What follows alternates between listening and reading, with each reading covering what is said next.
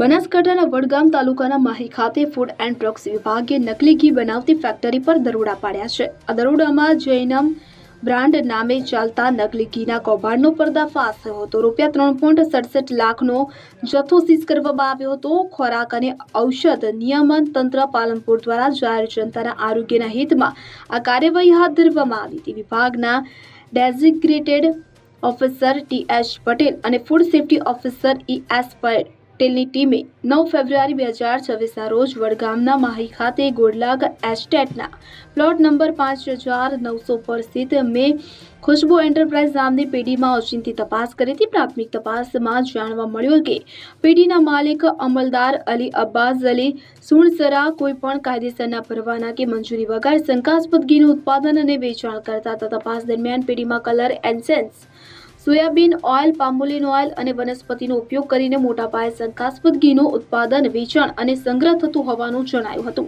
Food safety officer દ્વારા કરાયેલી તપાસમાં જૈનમ બ્રાન્ડનું 1 લીટરના પેકિંગમાં શુદ્ધ ગાયનું ઘી તેમજ લૂઝ ઘીનો જથ્થો મળી આવ્યો હતો. ઉપરાંત ભેળસેળ માટે વપરાતા જલારામ રિફાઇન્ડ સોયાબીન તેલ, પામોલિન તેલ, સૂર્યા ગોલ્ડ વનસ્પતિ, vegetable fat, beta carotene, colour અને આર્ટિફિશિયલ ફ્લેવર સબસ્ટન્સ જેવા પદાર્થો પણ મોટી માત્રામાં મળી આવ્યા હતા. આ પેઢી જન્મ બ્રાન્ડના નામે ગાય અને ભેંસનું ઘી બનાવીને જુદા જુદા રાજ્યોમાં તેનું વેચાણ કરતી હોવાનું પણ તપાસમાં ખુલ્યું હતું. Food safety and standard act 2006 હેઠળ શંકાસ્પદ ઘી અને ભેળસેળ માટેના પદાર્થોના કુલ 8 નમૂનાઓ લેવામાં આવ્યા છે, જેને ચકાસણી અર્થે સરકારી ફૂડ લેબોરેટરી ખાતે મોકલવામાં આવ્યા છે. વન વિભાગ દ્વારા આશરે 1513 કિલોગ્રામ જેટલો શંકાસ્પદ જથ્થો જપ્ત કરવામાં આવ્યો છે, જેની અંદાજિત કિંમત ₹3,67,986 થાય છે.